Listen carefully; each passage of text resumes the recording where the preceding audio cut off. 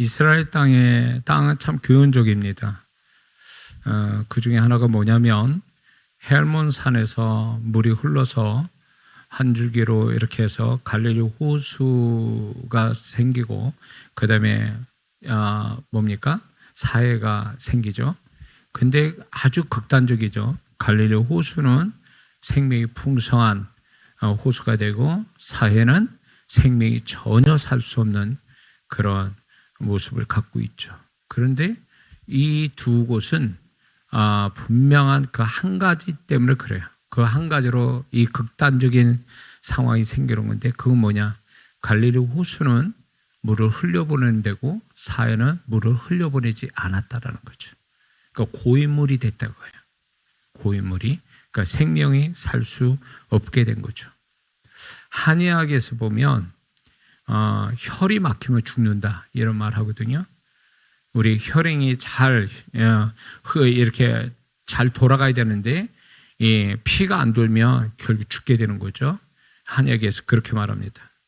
그것처럼 우리가 아는 것처럼 고인물은 결국 썩어서 생명이 있는 것은 아무것도 없고 악취만 나고 결국 버려야만 되는 것이 그렇게 돼버리고 말죠.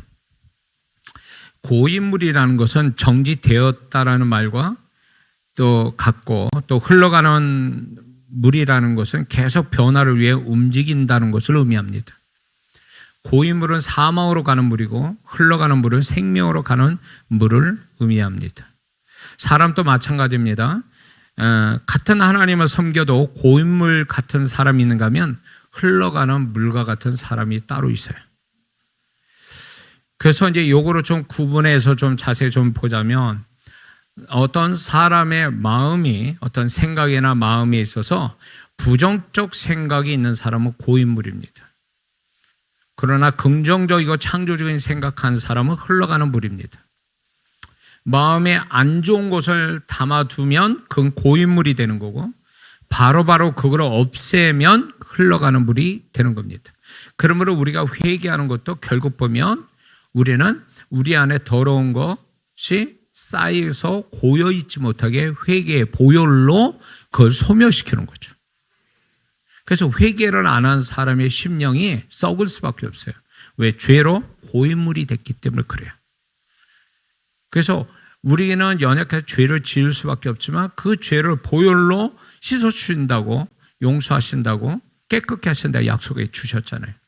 그러므로 보혈을 의지해서 우리는 회개해서 우리가 죄로 마음이 영원히 고인물 되는 죄로 고인물 돼서 사마로 가는 자가 되지 않으려면 우리는 회개를 정말 밥 먹듯이 아니라 공기 마시듯이 해야 됩니다. 믿습니까? 그리고 과거에 머무는 생각은 고인물이고 미래를 더 많이 생각하는 생각은 흘러가는 물입니다. 자, 여호수아 갈렙이 유일하게 광야 1세대로 가나안 땅에 들어갔죠. 여호수아 갈렙은 다른 정탐꾼 10명과 그 수많은 거의 200만이나 되는 이스라엘 백성은 그들의 수가 많아도 그들의 생각은 고인물 생각이고 여호수아 갈렙은 미래를 생각한 자요 미래를 소망 있게 바라보고 앞으로 전진하는 자였기 때문에 그들의 생각은 흘러가는 물과 같다 그 얘기예요.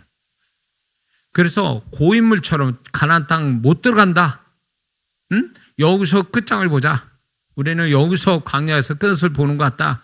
이게 고인물 생각이거든요. 고인물을 가진 10명의 정탐꾼과 이스라엘 광야 1세대는 어떻게 됐습니까? 다 죽었잖아요. 광야에서. 진짜 고인물의 끄트머리 사망으로 그들은 끝을 냈잖아요. 그러나 여호수아 갈렙은 결국은 가나안 땅까지 가야 된다. 이런 어떤 어떤 그 믿음의 생각들이 결국 흘러가는 물과 같아서 생명을 얻게 되잖아요. 광야 1세대에서 유일하게 생명을 유지된 자가 여호수아 갈렙이잖아요. 이게 아무리 그 사람이 행동을 열심히 바르게 한다 해도 생각, 마음이 고인물이냐 흘러가는 물이냐에 따라서 그것이 그 사람을 지배하는 거예요. 그 사람의 존재값이 되고 그것이 그 사람의 어떤 인생을 어떤 모양을 내는 거거든요. 근데 남이 안 보니까 마음을 뭐 엉망으로 갖고 살아가는 사람 많아요. 요즘 그런 사람 많죠. 멀쩡하게 생겼는데 얘기를 좀 몇 마디 해보면 속이 다 보이거든. 말하는 가운데 보면 아주 썩어 문드러진 마음을 가지고 있는 아주 멀쩡한 사람도 많거든요. 응?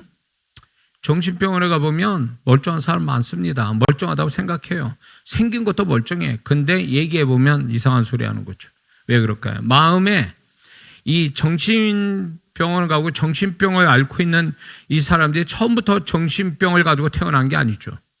문제는 뭐냐면 그 마음속에 버려져야 될 기억, 버려져야 될 어떤 그 감정들이 소멸돼서 사라져야 되는데 그것이 사라지지 않는 채 그 사람의 마음에 고여서 오랫동안 고인 거예요.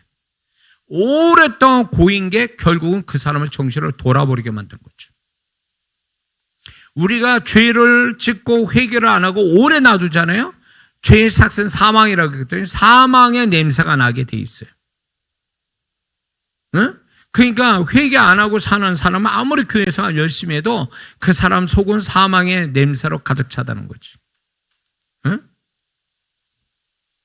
거룩한 일을 하지만 속이 사망의 냄새를 가지고 있는 그 사람은 결국 그 속이 그런 냄새를 갖고 있으니까 안에 있는 사망의 냄새가 고인물 돼서 사망의 냄새는 어떤 식으로 나와요. 그 사람 말이든 어떤 다른 행동이든 그걸로 통해서 사람들이 그 사람을 달리 본다는 거죠. 떠나보낼 것을 떠나보내는 것이 흘러가는 물을 의미하고 시간이 갔는데 마음에 남아서 마음의 장애를 일으키는 것은 고인물이 되는 것입니다. 그러니까 광야 이스라엘 백성들은 그들의 마음에 뭐가 있습니까? 고인물 사고방식. 그들의 뭘 자꾸 얘기합니까? 광야에서 애굽을 얘기하잖아요. 자꾸. 가나안 땅 들어갈 사람이 자꾸 광야를 얘기하잖아요. 고인물의 사고방식이에요. 그들은 결국 약속받은 하나님의 택한 백성이고 가나안 땅이라는 축복을 넉넉하게 받을 자들이지만 자기들의 스스로 이 고인물 사고방식이 결국 그들의 스스로 불행을 가져왔다는 거죠. 오늘날 교회 안에 신앙생활 하는데도 이런 사람이 있다는 거예요. 광야 1세대 같은 사람들. 고인물 사고방식으로 신앙생활 하는 거예요. 어? 좋게 생각하면 얼마나 좋아. 그걸 뒤집어서 꼬아서 생각하고 그냥 스쳐 지나가도 되는 거를 그걸 꼬들이 잡아가지고 서로 상처 주고 그래서 서로가 얼굴 안 보고 이런 식의 이게 고인물 사고방식 아닙니까? 교회가 그런 데냐고. 세상에서 상처받고 정말 괴로움 당하고 이런 거를 교회 와서 치유받고 그리고 교회에서 다시금 회복하고 세상 나갈 힘을 얻는 게 교회잖아요. 믿습니까? 교회 와서 싸우고 마음 서로 감정 상하고 서로 뒤에 가서 비난, 이거 교회 생활이 아니에요. 제가 이제 해외 집회 이렇게 가서 교회 집회하다 보면 참 안타까운 게 한일교회 이런 교회들이 있어요. 그러니까 워낙 사는 게 힘드니까 상처도 많이 받으니까 그걸 왜 교회 와서 푸냐고. 교회 와서. 교회 와서 풀어요. 그래가지고 분위기를 싸게 만들어요. 아주 서늘하게 만들어. 참 그런 성도님들 보면 그런 교회가 너무 안타까워요. 교회는 싸우는 데도 아니고 상처받는 데가 아니라고. 서로 상처, 인격이 잘 안 돼서 그럴 수도 있지만 서로 용서해주고 그런 가운데 교회에서 다시금 마음이 다시금 회복되고 치유되고 힘을 얻고 기쁨 얻고 그리고 세상이 이길 영적인 힘을 가지고 이렇게 받는 데가 교회인데 오히려 교회 오기에 부담스럽고 교회 가면 또 상처받고 교회 와서 또 여러 가지 세상에서 받는 것도 힘들어 죽겠는데 교회 와서도 그렇게 받아버리면 이건 교회 생활이 아니에요. 이거는 분명히 이건 고인물 사고방식 가진 성도들 때문에 문제가 생긴 거예요. 그래서 저희 교회는 만약에 이런 성도였으면 나가라고 그런다, 제가. 나가라고. 그 한 사람 때문에 교회 공동체가 다 깨져버려요. 정말 진짜 교회 와서 다 어렵게 사는데 교회 와서 힘을 얻고 막 즐거우면 서로 만나면 즐거워서 막 헤어지기 싫고 막 그렇게 돼서 교회 생활을 해야 될 그런 교회가 그 몇몇 사람 때문에 교회가 이상하게 진다면 저는 이제 그런 성도를 절대로 용납 못해요. 교회를 잘못 생각하고 있는 거죠. 자, 아무리 삶이 깨끗하고 좋은 환경이 있어도 생각, 마음이 흘러가는 물이 되지 않으면 망한다는 거죠. 자, 제자들이 그런 거예요. 예수님의 제자들이 처음엔 주님을 위해서 다 버리고 시작했지만 어느 순간부터 그들은 고인물 사고방식이 생긴 거예요. 제자니까. 뭐 이런저런 또 뭐 혜택도 받았겠죠? 제자로서. 근데 그런 것들이 나중에는 뭐 어디까지 가냐면 주님이 우리한테 보상을 해줘야 된다. 이런 생각까지 간 거예요. 이게 고인물 사고방식이 된 거예요. 처음에는 드리는 그 자체로 너무 기뻐서 시작한 사람이 나중에는 꼭 받아야 된다. 예수님한테 예수님이 빚진, 예수님이 채무자고 자기들은 채권자처럼 생각하는 사람들이죠. 어떻게 됐어요? 그들이 그래서. 예수님 버렸잖아요. 도망가고 부인하고 예수님 팔아먹었잖아요. 뭐예요? 고인물 사고방식. 3년 반 만에 썩었어. 제자들이. 세상도요 3년 반을 한 지붕에서 먹고 자고 이랬으면 의리나 정의라도 있어요. 세상 사람은. 근데 이거 보세요. 예수님을 섬기면서 3년 반 사는 자들의 결말이 뭡니까? 그들의 왜 이렇게 돼? 능력도 나오고 주님의 음성 듣고 주님과 동고동락한 사람들이 왜 마지막은 이래야 되냐? 고인물 사고방식이에요. 그러니까 교회에 오래된 성도분한테 제가 사랑의 마음 가지고 권면합니다. 오래 교회를 섬겨 교회 오래 다녔다라는 게 그게 어떻게 보면 영적인 내공을 가지고 정말 하나님 앞에 그렇게 그 정도로 신앙생활 유지했던 건 잘한 거예요. 그런데 그 자체가 고인물 사고방식을 가져서는 안 된다는 거예요. 그래서 새로운 성도들 가는 길 막고 교회 분위기 다 깨버리고 그 사람 때문에 교회 생활 못하겠다. 이렇게 되면 그 사람은 그 사람이 교회를 떠나야 돼요. 교회를 위해서. 제가 미국의 어느 교회를 집회를 한 5번 갔는데 그 교회의 불행은 뭐였냐면 창립 멤버라는 분이 그 교회 아주 창립 멤버 되신 분들이 창립 멤버 하나님이셔요. 그분들이 그 교회 하나님이셔요. 하나님이 5분이 계셨어요. 거기 목사님도 어떻게 못해. 그것 때문에 괴로운 거예요. 그 목사님은 명문대 나왔어요. 한국에서. 그래서 미국 가서 사명 받아가지고 신학을 다 해가지고 이제 주의종돼서 이제 첫 번째 목회지라고 해서 이렇게 했는데 이 5 하나님이 계시네 거기에. 너무 괴로워서 이제 저에게 은혜 받으셔서 이제 목사님 와주세요. 그래가지고 갔는데 그분이 그런 목적은 아니었어요. 근데 얘기를 딱 들어보니까 제가 주님께 기도했어요. 이 영혼들은 뭡니까? 성도가 아니라는 거예요. 무섭죠. 그 사람들이 물론 교회를 창립하게 된 그 창립 멤버라는 영광은 있어요. 근데 거기까지 해야지. 가만히 있어도 주님이 알아주시고 축복하실 건데 이들은 그게 20몇 년간 그 짓을 하고 있었던 거예요.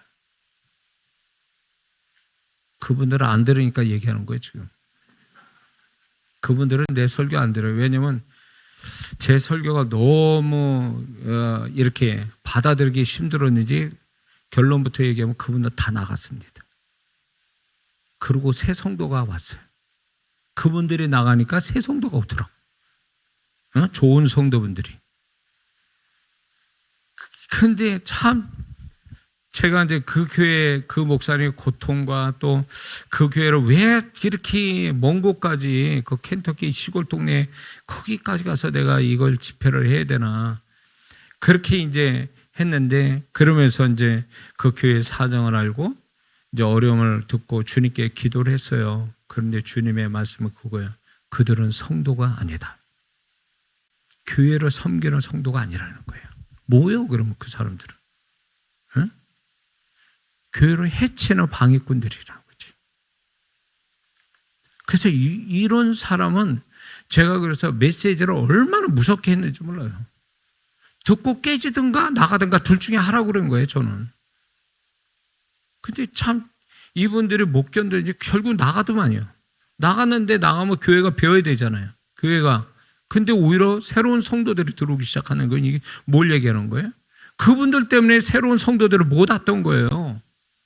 어? 먼저 보온을 보여야 할 성도가 창립 멤버 그래야 되는 거 아니에요? 본이 돼줘야 돼. 밥 먹을 때 이제 거기다 뭐 이렇게 해가지고 오잖아요. 각자 와가지고 딱 식탁에 펼쳐놓고 이렇게 뷔페쇼로 이래 먹죠. 그분들은 안 가져와. 안 가지고 자기가 마음에 들고 있으면 그거 들고 가버려. 이런 몰상식하는 사람들이 이게 교회에 완전히 뭐 자기들 마음대로요. 이걸 제가 보고 야 이게 뭐냐 이게 교인이냐 이게 성도냐 이게. 그분들은 불행은 뭐냐 창립 멤버 됐다는 게 불행한 거예요. 그게 아니었으면 됐을 텐데 그게 그분의 발목 잡은 거예요. 창립 멤버라는 게. 주님이 무섭게 말씀해. 그분들은 주님의 대놓고 얘기 못했어요. 그러나 주님의 음성을 들었기 때문에 담대히 제가 말씀을 전한 거예요. 깨지든가 나가든가 둘 중에 해라. 그래서 말씀을 그렇게 했는데 주님이 그들은 성도가 아니다 이렇게. 무서운 얘기예요. 성도가 아니면 뭐라는 거예요 도대체. 사울 왕이 될 만한 겸손한 자였지만 왕이 된다면 어떻게 됐어요? 고인물 됐어요. 왕의 특권만 가지고 그렇게 하더니 결국 주님 하나님께도 버림당하고 비참한 최후로 맞죠. 고인물 돼서 그래요. 고인물 돼서. 결국 이 성경 안에 보면은 아무리 높은 어떤 고귀한 자리에 있어도 그 사람이 흘러가는 물과 같은 사람이냐 고인물 같은 사람이냐에 따라서 결과가 달라진다니까요. 결과가. 자, 언어를 볼 때 언어로서 우리가 좀 이 부분을 좀 분별해 보면 죄를 가지고 있으면 그건 고인물이에요. 고인물 같은 성도예요. 그러나 회개는 흘러가는 물과 같아요. 그리고 남 탓, 환경 탓하는 성도는 고인물의 성도예요. 자기 탓하는 사람은 흘러가는 물과 같은 성도예요. 남을 많이 탓하는 사람 치고 사람한테 칭찬받고 인정받는 사람은 없어요. 탓을 많이 하는 사람 치고 잘된 사람 없고 인정받고 칭찬받는 사람 없다는 거예요. 왜? 그 탓을 할 만큼 그 마음이 불평과 원망과 이런 것들이 있다는 것은 고인물의 심령을 가지고 있기 때문에 그래요. 부정적 언어를 쓰는 자는 고인물과 같은 성도예요. 그러나 긍정적 언어, 믿음의 언어를 쓰는 자는 흘러가는 물과 같은 성도입니다. 흘러가는 물과 같은 성도라는 뭐예요? 생명, 변화, 은혜, 축복을 받을 만한 심령이라는 거 아니에요? 그 고인물은 결국 썩고 그리고 사망으로 가는 거라는 거. 광야 이스라엘 백성들은요 매번 애굽만 얘기하고 원망의 말만 하다가 결국은 가나안 땅도 못 들어가고 광야에서 죽게 됐죠. 자업자득이에요. 하나님이 원한 것도 아닌데 자기 스스로가 불행을 불러들였어요. 고인물 같은 사고방식, 고인물 같은 언어.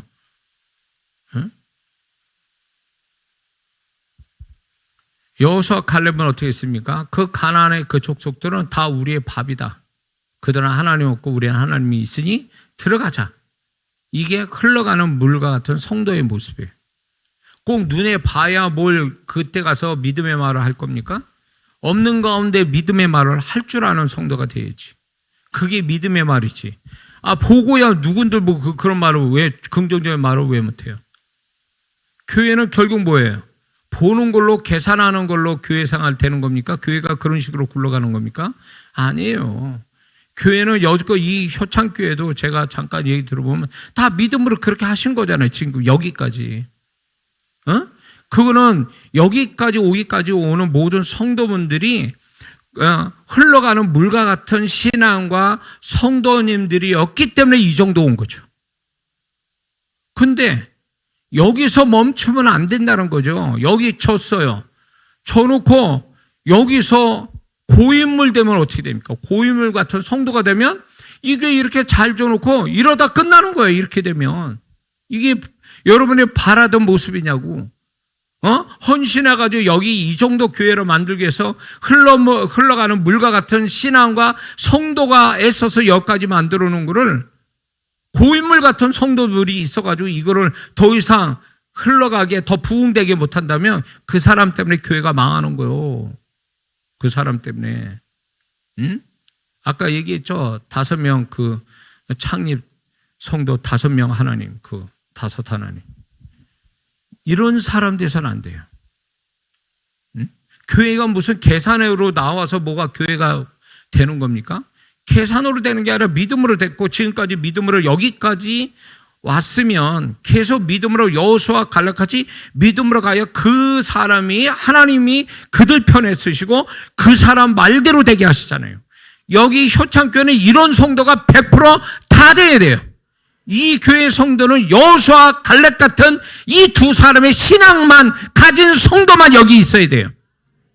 광야 이스라엘 백성들처럼 수 200만이나 넘는 사람이 있으면 뭐합니까? 다 고인물 같은 사망으로 가는 사람들인데 하나님이 책임지도 않고 보장하지도 않는 하나님의 갈 길을 방해하는 사람들인데 숫자가 문제가 아니에요. 여호수아 갈렙 이 두 사람 때문에 하나님은 이들과 함께 가서 진짜 가나안의 승리의 역사들을 만들어내잖아요.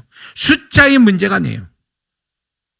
흘러가는 물과 같은 신앙과 그런 성도가 얼마나 되느냐. 두 사람만 있어도 된다고 그러지. 두 사람만 있어도 이 교회에서.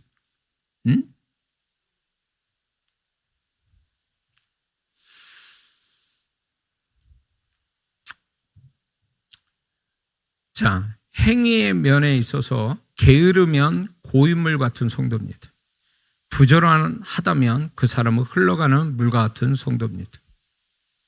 신앙에 있어서도 변화가 없으면 고인물 성도입니다. 변화를 받으며 신앙사라면 그 사람이 흘러가는 물과 같은 성도예요. 주님 위에 아무것도 하지 않으면 그 사람은 고인물 성도예요.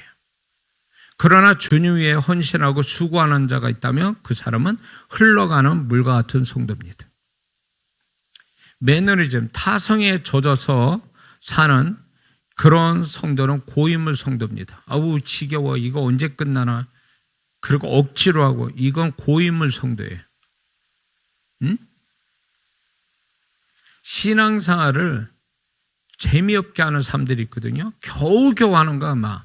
그러니까 속으로는 막 되도록이면 교회 들나오고 짧게 예배 끝나고 목사님한테 설교를 짧게 하고 그래 줬으면 좋은, 그렇게 그런 생각하면서 교회 생활하는 사람이 있거든요. 좀 길거나 뭘 또 해야 된다고 그러면 그게 짜증나고 싫은 거예요.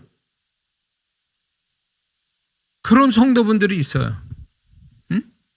그게 신앙이냐고요. 그게 하나님께 은혜 받은 거, 축복받은 거 보상하는 그분 앞에 보답해 드리는 게 신앙생활인데, 보답은커녕 기본도 안 되는 거예요. 기본도. 이거는 고인물 성도죠. 고인물 성도. 이렇게 되면 안 돼요. 이렇게 되면 위험합니다.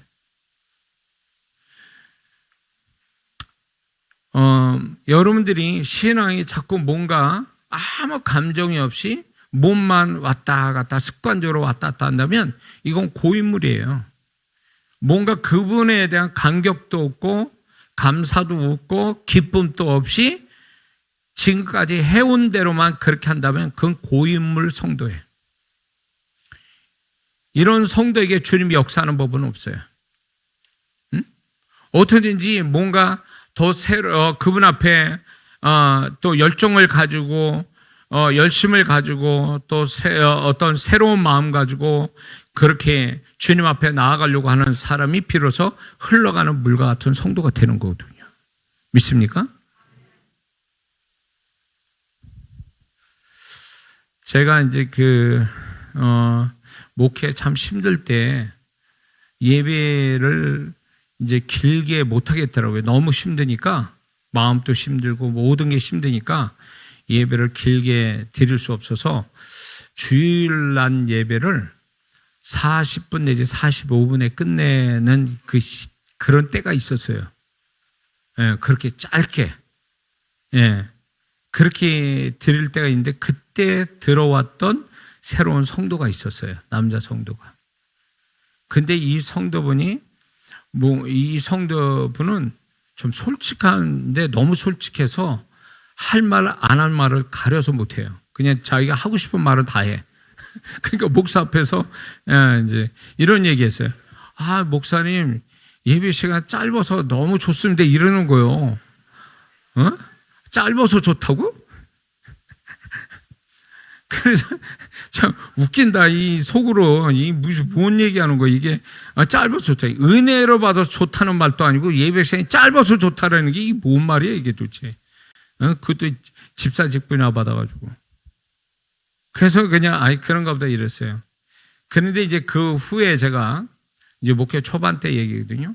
그 후에 제가 전도를 하면서 이게 길바닥에서 깨졌어요. 주님 만나고 길바닥에서 주님 만나고 변화되고 영혼 한 영혼에 대한 고마움, 주님의 마음 이거를 막 알면서 눈물을 많이 이제 눈물이 없었는데 눈물이 막 나고 막 이렇게 돼서 제가 은혜를 받기 시작했어요. 그러니까 주님 앞에 더 잘해야 되겠다라는 생각으로 변화가 온 게 뭐냐면 예배 시간을 2시간 하고 있는 거예요. 제가 2시간을 예배를 드리니까 그 짧아서 좋다는 그 성도가 소리 없이 교회를 떠난 거예요. 이 실합니다. 그런데 뒷얘기를 뭐라는 줄 아세요? 목사님 예배 시간이 길어서 은혜가 안 된다는 거예요. 그래서 떠났다는 거예요. 너무 길다라는 거예요. 아니 그걸 시간으로 따져야 될 얘기예요? 예배를? 저희 교회가 지금 이제 주일날 예배를 딱 2시간 드리거든요. 주일날 예배를. 그것도 막 어떻게 보면 그 시간도 제가 이제 좀 늘 길게 할 수도 있는데 불구하고 이제 여러 가지 고려해서 2시간 한 거예요, 사실은. 근데 우리 이제 우리 교회에 왔다가 가는 성도들 중에 너무 길어서 이 예배 시간이 길어서 못 있겠다는 거예요. 그래서 간 분들도 있어요, 사실은. 근데 그러거나 말거나 내가 은혜 받아서 내가 할 말이 많아서 성도들 영혼을 축복하기 위해서 내가 그렇게 할 수밖에 없는 거에 대해서 지금 있는 성도분들은 다 그거를 은혜로 받고 지금 열심히 예배에 참여하고 그러거든요. 그런 거죠. 이 신앙생활은요, 돈 주고 하려도 못하는 게 바로 신앙생활이에요. 이게 하기 싫기 시작하면요, 교회 안 나오고 집안에서 이제 TV나 핸드폰으로 그냥 마음껏 진짜 왔다 갔다 지 편한 대로 뭐 화장실도 갔다가 이러다가 이제 조금 은혜 되는 것 같으면 헌금 계좌로 보내고 이런 시대가 됐잖아요. 그러니까 편해지기 시작하면 그런 식으로 편해지거든요. 그리고 유튜브에 이렇게 보면 길게 설교하는 분들은 조회수가 안 나와. 대표적인 게 저거든요. 길게 하니까. 근데 이 짧게 설교하는 분들의 조회수는 엄청 나오더만. 그분들을 탓할 수는 없지만 이 짧은 걸 좋아한다는 게 이분들의 교회 생활을 이렇게 짧게 하나? 헌신 안 하고 봉사 열심히 하지는 않고 이렇게 짧은 거를 너무 좋아서 이런 식으로 신앙생활 좀 그런 생각이 들더라고요. 신앙생활은 조금 불편한 가운데 신앙생활해야 은혜가 되거든요. 아멘은 안 하네. 편하게 하고 싶은 거예요. 편하게. 저는 이제 제 어릴 때 누구나 다 그랬습니다. 적어도 8km까지는 걸어서 다녔어요. 교회를. 저희 집도 한 4km 되는데 걸어서 다니는 게 당연한 거예요. 그때는 교회를 걸어서 다니는 거. 새벽 기도도 뭐고 다 교회 차가 어디 있어요. 다 걸어서 다녔지. 그런 가운데 은혜를 받고 뭐 축복도 받고 막 이랬죠. 근데 이제 감이 갈수록 이제 신앙생활이 편해지는 거를 자꾸 교회차가 생기고 편해지는 걸 생각하니까 신앙이 게을러지면서 약해지기 시작했어요. 그러다 보니까 기도도 길게 못해. 짧게 하고. 그리고 길게 가는 걸 아주 못 견뎌해. 못 견뎌해. 그러니 신앙생활을 그냥 단발적으로 하는 것만 그게 당연하고 그렇게 하는 게 신앙생활 잘하는 것 같지만 결국은 영적인 지속력, 어떤 집중력, 어떤 영적인 어떤 힘을 못 갖게 돼요. 응? 길게 못하니까. 그래서 제가 첫날도 그랬지만 둘째 날도 제가 교회가 기도를 좀 더 길게 좀 했으면 좋겠다. 이제 제가 그거를 말씀드리지 않았습니까? 그러니까 편하게 신앙생활 하려면 신앙생활을 그만둬야 돼요. 저희 교회에 부산에서 오는 분이 있어요. 매주. 지금은 이제 뭐 사정이 있어서 매주는 못 오는데 그분은 몇 년 동안 매주 부산에서 저희 교회 용인 수지까지 와서 예배를 드리고 다 하고 그리고 이제 KTX 타고 또 이제 부산으로 가거든요. 정말 그 신앙을 보면서 너무너무 제가 감동받을 때가 있어요. 그런데 그분이 왜 하나님이 그 가까운 부산 가까운 데도 좋은 교회 있는데 굳이 여기까지 수지까지 오는 건 뭐냐? 왜 하나님 오게 하게 하셨을까? 내가 말씀을 통해서 그분을 은혜 주시고 그분이 지금 목표한 바를 주님이 이루어 가고 계시거든요. 다른 사람 경험하지 못한 축복들을 지금 경험하고 있거든요. 수고한 그것만큼 애쓰고 주 앞에 성실하게 하는 것만큼 하나님이 축복하시더라 그거예요. 이게 흘러가는 물을 가진 성도 같은 거예요. 고여있는 성도는요 그냥 되도록이면 짧게 되도록이면 안 하는 게 이거를 좋아하는 거죠. 이거는 신앙이라고 볼 수가 없는 거예요.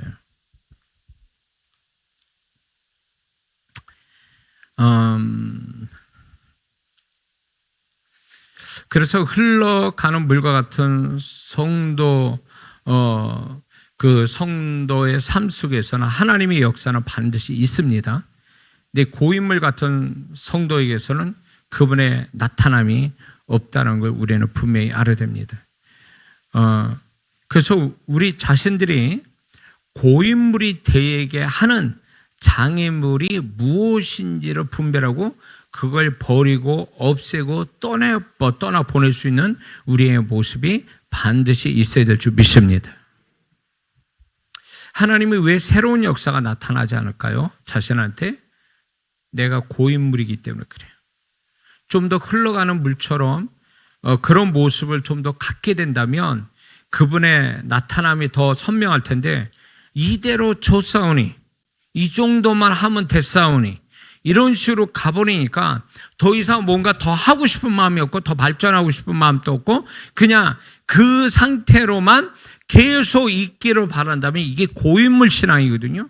이런 사람에게는 주님의 새로운 모습이 나타나질 않아요.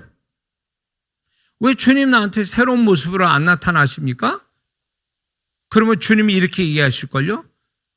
네가 새로워져야 내가 새로운 모습을 보이지. 네가 맨날 이게 뭐 골동품도 아니고 도대체 이건 몇 년, 몇십 년 가도 똑같은 모습이면 내가 너한테 뭘 어떻게 해주랴. 제 삶을 두고 얘기하는데요. 그분이 저한테 새 일을 행할 때는 저를 새롭게 하게 하셨다는 거죠.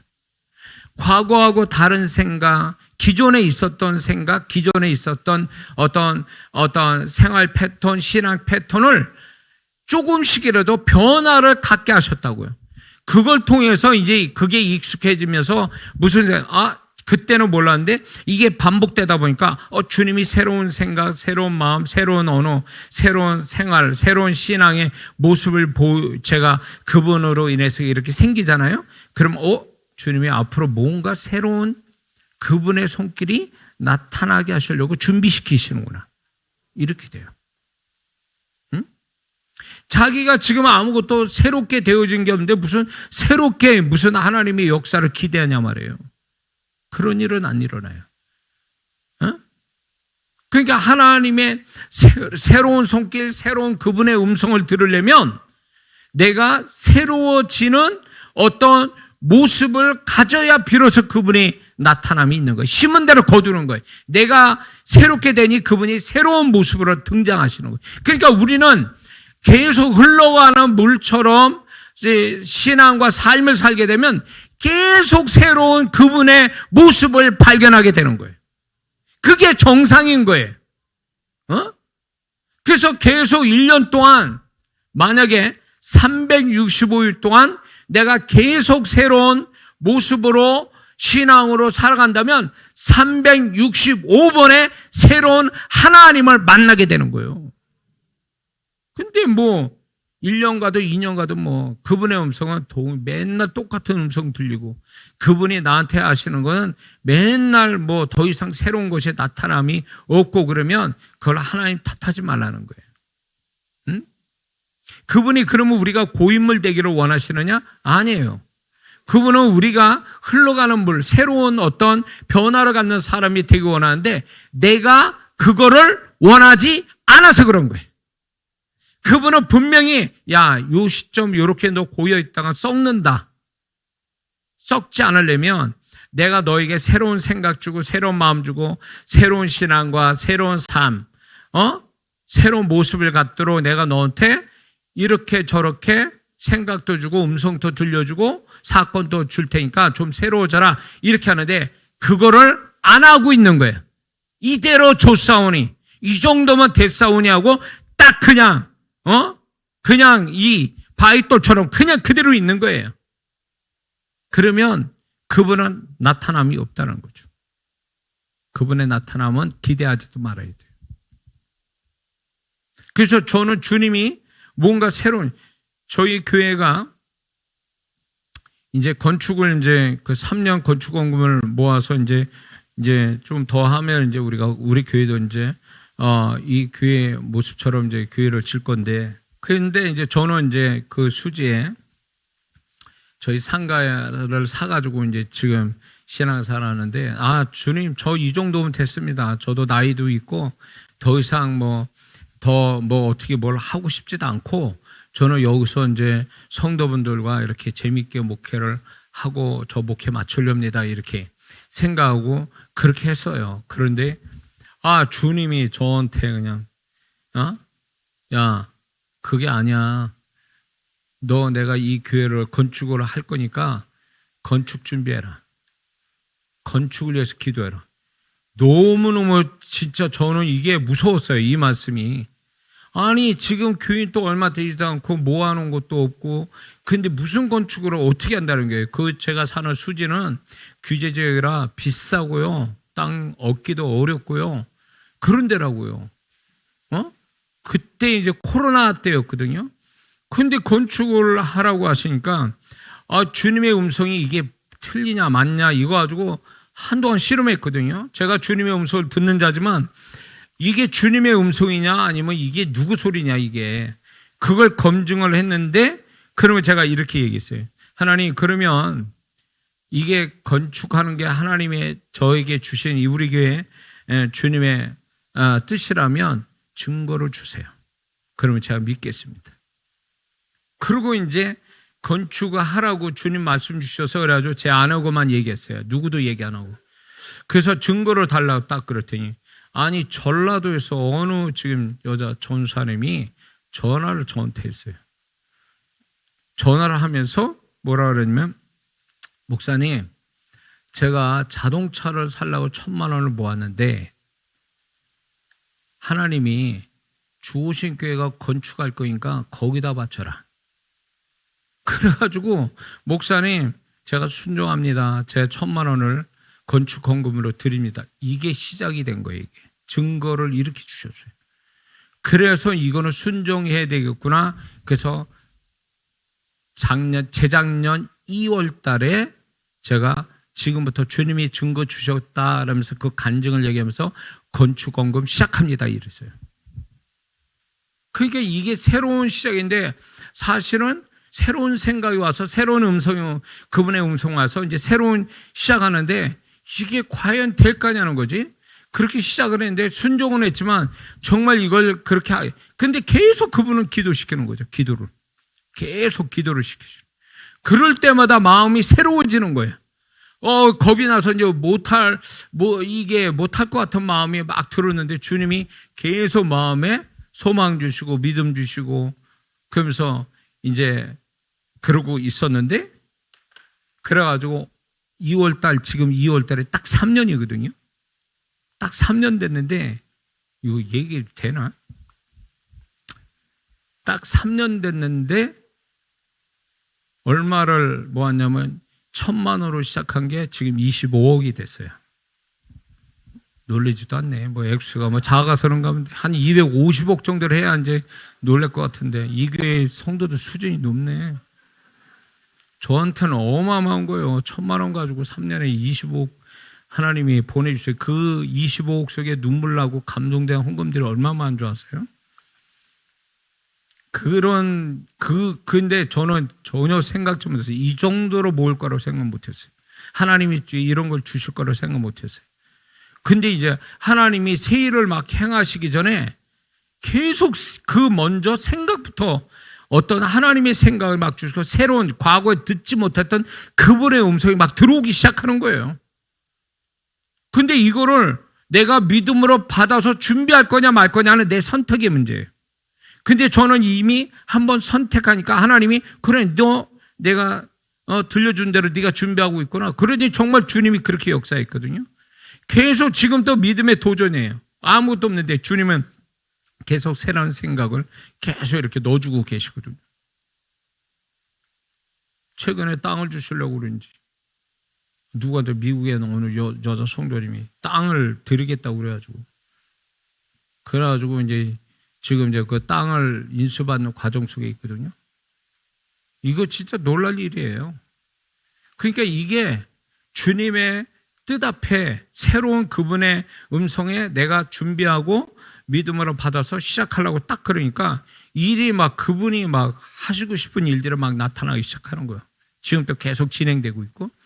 이게 왜 이 얘기를 하냐면 여러분들도 분명 지금보다 더 나은 이 한 해 아니면 그 내년이라도 하나님이 분명 여러분들 지금보다 더 과거보다 더 축복된 일을 계획하시고 그거를 여러분의 손에 쥐어지게 하시려고 준비하고 여러분을 이끌어 가는데 느닷없이 주신 게 아니라 분명히 여러분에게 새로운 어떤 마음 자세, 새로운 어떤 생각, 새로운 신앙, 새로운 어떤 태도를 그분이 먼저 요구하신다는 거예요.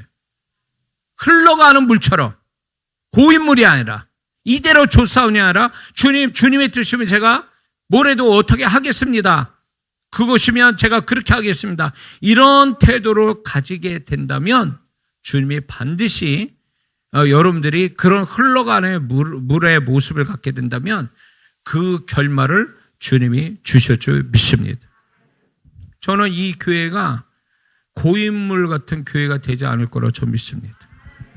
고인물이 아니라 흘러가는 물, 생명이 넘치는 갈릴리 호수 같은 그 흘러가는 물, 생명이 넘치는 그 생명이 넘치는 갈릴리 호수에 수많은 사람들이 그 물로 먹고 거기에서 어부대로 고기 잡고 그러지 않습니까? 생명으로 풍성하게 되잖아요. 그러니까 이 교회도 끝내는 것 같으면 고여 있겠죠. 끝내시는 것 같으면. 그러나 끝난 게 아니라 이제부터 시작이 되는 거 아니에요? 지금 이 교회가?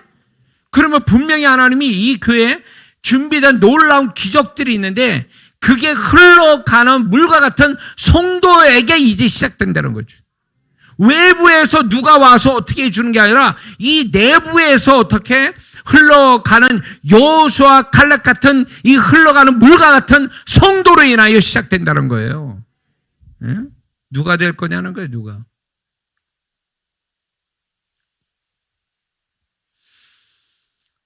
자, 그래서 하나님께서 우리를 흘러가는 물처럼 되게 하기 위해서, 고인물 돼서 썩지 않게 하기 위해서 그분이 어떤 작업을 하냐면 우리를 막 이렇게 흔들어 대셔요. 야, 너 이렇게 있으면 안 돼. 그러면서 어떻게 하냐? 성령께서 마음의 부담, 근심, 어떤 뭔가 너 이대로만 있으면 안 돼. 위기의식, 문제의식, 이런 어떤 내적으로 죄는 아닌데 그대로 있으면 안 될 것 같은 여러 가지의 측면에 하나님이 내 마음을 붙잡고 흔들어 대시는 것을 그분이 하신다는 거예요. 그거를 캐치하고 있어야 돼요. 캐치해야 돼요. 그분이 분명 앞에 뭔가 중요하고 좋은 걸 이렇게 주시려고 한다면 그게 합당한 자격이 되는 성도가 돼야 그것도 받는 거잖아요. 자격이 안 되고 고인물 같은 성도에서 주시지는 않거든요. 광야 1세대가 가나안 땅 들어갔으니까 자격이 안 되니까 광야 죽은 거 아니에요. 여호수아 갈렙만 자격이 되니까 들어간 거잖아요. 그것처럼 이 교회 개인적으로도 그렇고 이 교회를 향하신 하나님의 이 축복이 반드시 오래 숨겨져 있고 그거를 손에 이 교회 성도와 이 교회에다 주어주실 건데, 그러자고 저를 와서 스파크 역할을 하라고 저를 보내셨다고 저는 믿습니다. 그러면 여러분들 스스로가 이 메시지를 통해서 여러분 심령이 베데스다 연못처럼 흔들려야 돼요. 아, 이대로 있어서는 안 되겠구나. 이런 생각만 가져서는 안 되는구나. 이렇게 행동해서도 안 되구나. 이런 신앙 가지고는 안 되겠구나. 뭔가 문제의식, 위기의식, 그 다음에 어떤 영적인 부담감과 영적인 근심, 이런 것들, 어떻게 보면 또 영적 의욕, 감동, 이런 것들이 내 안에서 일어날 때 그거를 정말로 열심으로 그걸 쫓아서 한다면 그 한 사람이 여호수아 갈렙이 될 거예요. 그 사람 때문에 하나님이 놀라운 일들이 이 교회 안에 일어나게 될 줄 믿습니다. 하나님이 우리를 새로운 그분의 일을 만나기 위해서 마음 안에서 무슨 일을 자꾸 하게 하시냐면 새로운 걸 자꾸 꿈꾸게 만들어요. 새로운 걸 추구하게 만들고 새로운 것에 뭔가 지금보다 더 나은 것을 계속 뭔가 갖게 하려고 마음을 불어넣어줘요. 소원처럼 불어넣어 주신다는 거죠. 그러면 그걸 붙잡아야 돼. 그게 뭐 돈이 되든 안 되든 상황이 되든 안 되든 하나님은 뭔가, 제가 처음 우리 교회 건축 그 얘기처럼 뭔가가 이게 하나님이 주시려고 작정하면 상황이 좋아서 주시는 게 아니에요, 사실은. 자, 아담과 하와에게 너는 땅에 충만하라, 정복하라, 다스려라 이렇게 말씀하셨는데 그 말씀을 아담과 하와에게 하실 때 그 아담과 하와에게 곡괭이 한 자루 주시고 얘기하셨습니까? 응? 그런 거 일절 없어요. 뭐 칼자루 하나 주고 말씀했습니까? 그런 거 없었잖아요. 맨몸 하나 가졌을 때 그 얘기하셨잖아요. 그러면 하나님은 지금 그 다른 피조물보다 약하고 그런 그 아담과 하와에게 정말로 칼자루 안 주고 그렇게 너는 땅을 정복하라, 다스려라 이렇게 말씀한 거는 사망 선고하는 거와 똑같거든요. 근데 정말 그랬습니까?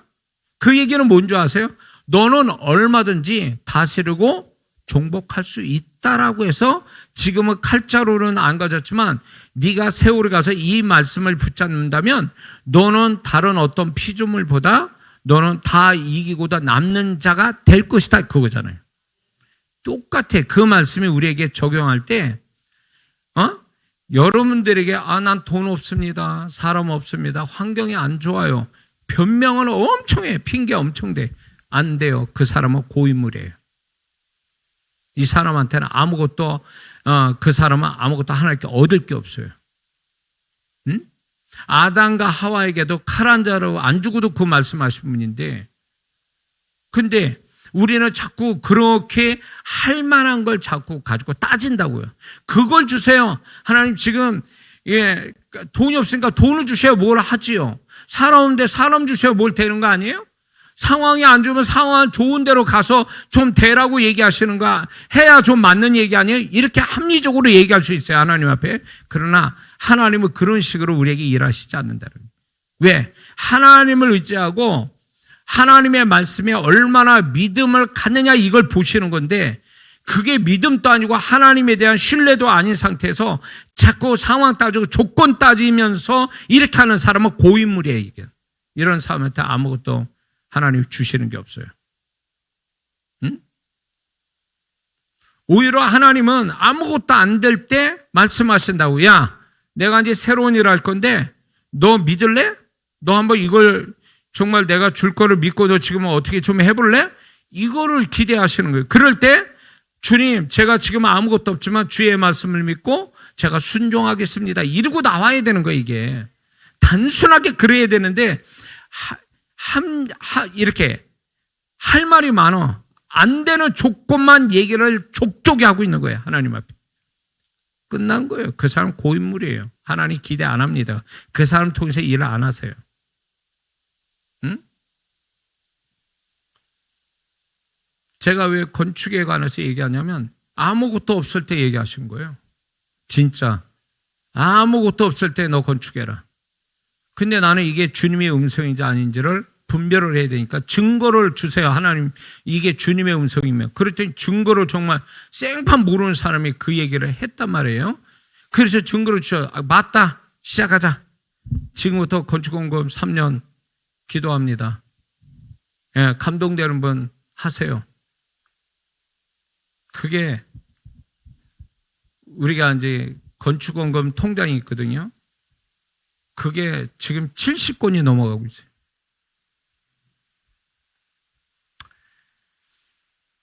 하나님은 야, 너 내 말을 단순하게 믿고 나라는 존재를 믿고 한번 너 정말 단순하게 해볼래? 이거를 우리에게 던지시는 거거든요.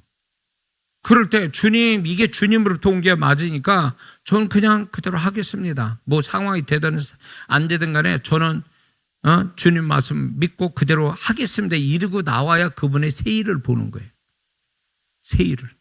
세일을 보는 자는, 새로운 마음을 가진 자가 세일을 보는 거예요. 근데 이것 따지고 저것 따지고 이 조건 따지고 저 조건 따지고, 하나님은 분명히 그 사람한테 어떤 믿음을 요구하는데 나는 지금 그걸 계산하고 있어요.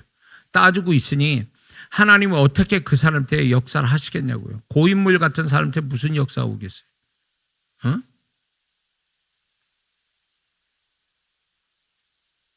자, 예수님이 이 땅에 오실 때 무슨 좋은 조건으로 오셨습니까? 아무도 그런 몰라봤잖아요. 예수님이 연약한 이거 아기의 모습으로 이 땅에 오셨잖아요.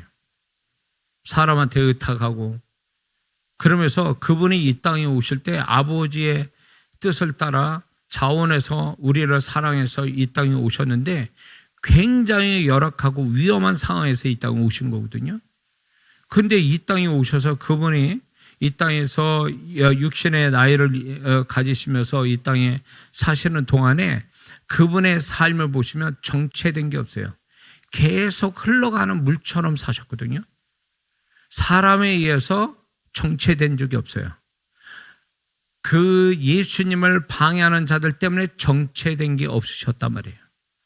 그런 거와 상관없이 그분이 갈 길을 그냥 계속 마음속에는 내가 이 십자가를 지는 거에 대해서 답답하며 내가 그걸 이루기까지 얼마나 내 마음이 답답하게 되냐.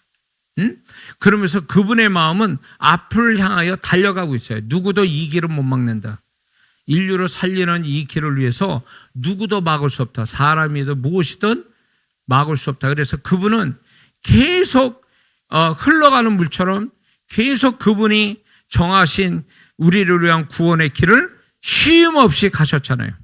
가시고 십자가에 달려 죽으실 때도 보세요. 히브리서 12장 2절에 믿음의 주 온전케 하신 예수로 보자. 그는 그 앞에 있는 즐거움. 그게 뭡니까? 그분이 십자가 달리신 그 고통에서도 앞을 보고 계셨어요. 이 구원, 이 죽으신 다음에 부활하셔서 구원의 길이 열려서 수많은 영혼들이 구원받을 거에 대한 그거를 미리 바라보시고 그 즐거움 때문에 고통도 참으시고 부끄러움도 개의치 아니하셨다 이거예요. 뭐예요?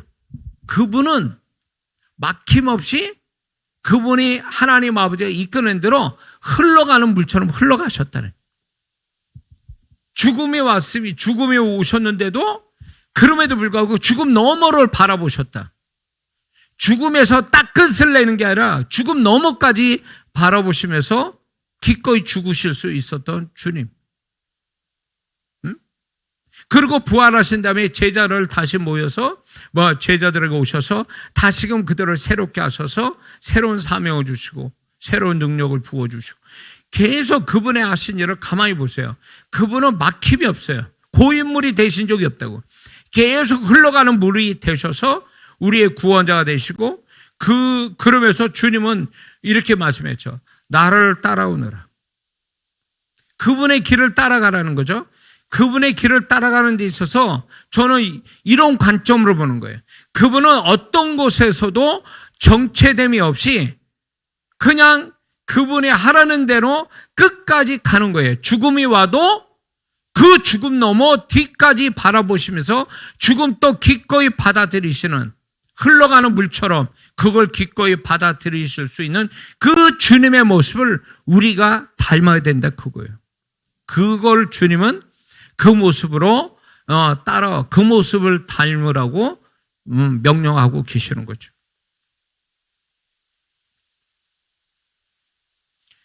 제 아내가 이제 지금 와 있는데 제 아내 친구분 되는 분이 이제 그 남편분이 우간다에서 코로나 때 선교하시다가 순교하셨거든요.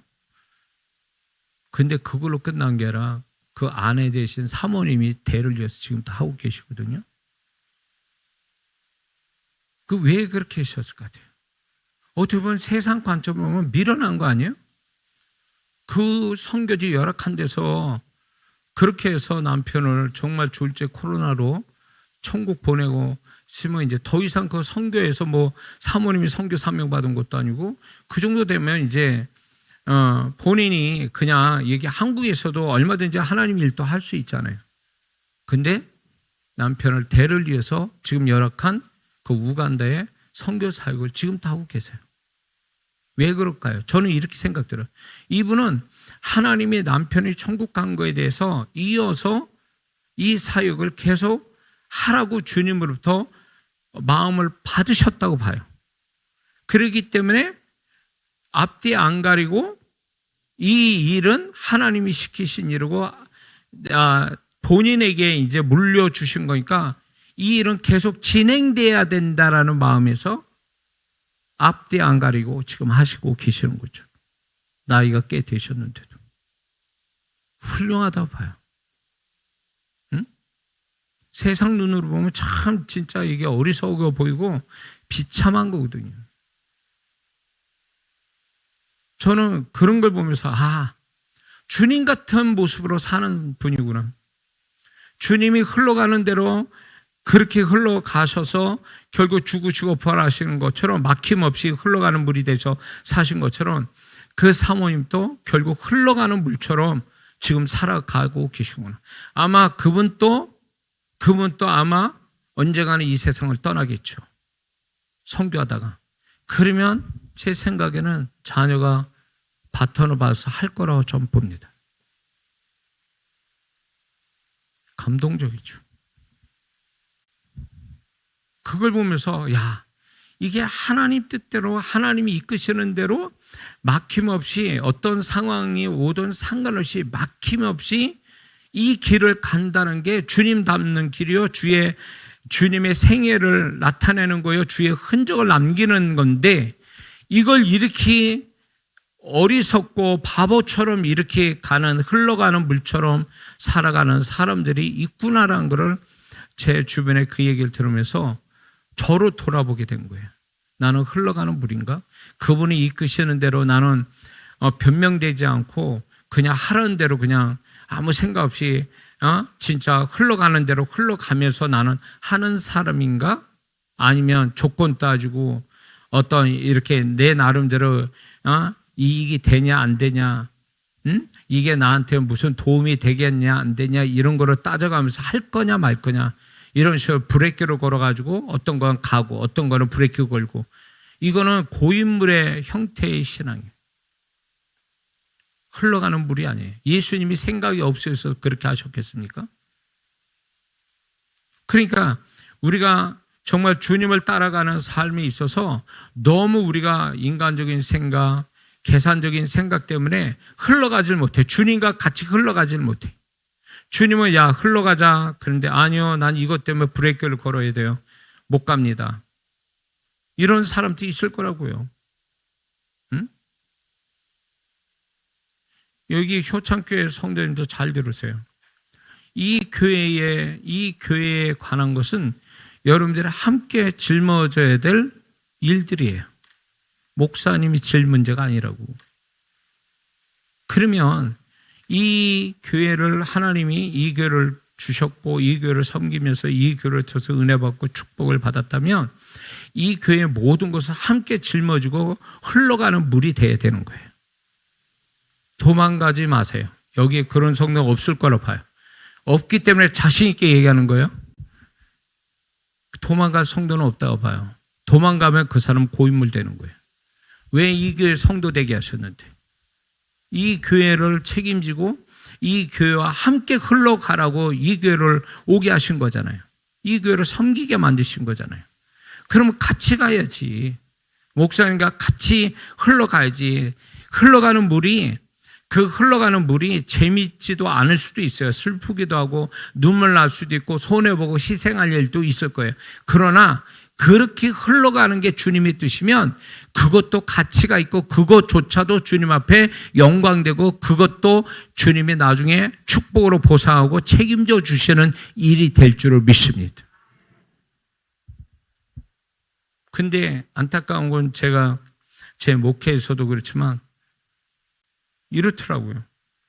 정말 교회가 정말 진짜 교회에 도움이 필요할 때 가장 큰 은혜와 축복받은 사람의 도망가 버려요. 이유를 대고. 근데 그분들을 탓하진 않아요.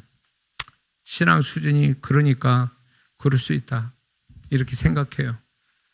근데 안타까운 거 뭐냐면 같이 이 교회와 같이 문제를 끌어안고 같이 흘러간다면 하나님이 분명히 되게 하실 거다.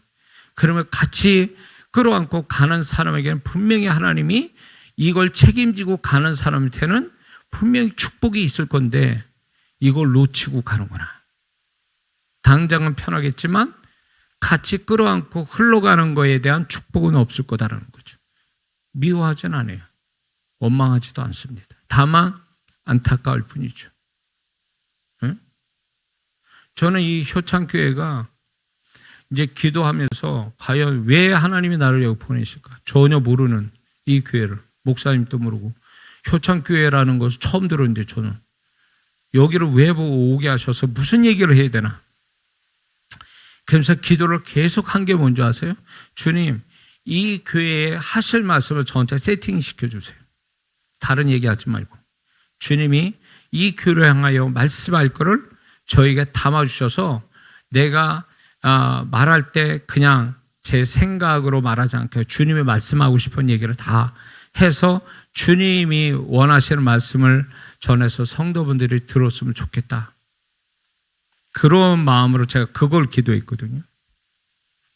이게 여러분들 제가 원래 이런 설교를 안 해요. 왜냐하면 제가 수많은 교회를 다녔지만 집회를 다녔지만 그 의도적으로 인위적으로 그 교회 또 목사 편들고 이 교회에 대해서 제가 의도적으로 알고 이렇게 그거는 낯간지럽고 저의 성격이 안 맞아요. 난 그렇게 부탁해도 안 합니다. 그런 내 성격상. 그런데 주님이 이제 정말 감동을 주셨기 때문에 그런 감동으로 제가 주님부터 받은 거니까 이게 누구에 의해서가 아니라 내가 감동받은 얘기를 하고 가야 되니까. 언제 볼 줄 알아요? 여러분, 제가 2번 본 날은 보장 없습니다. 저는.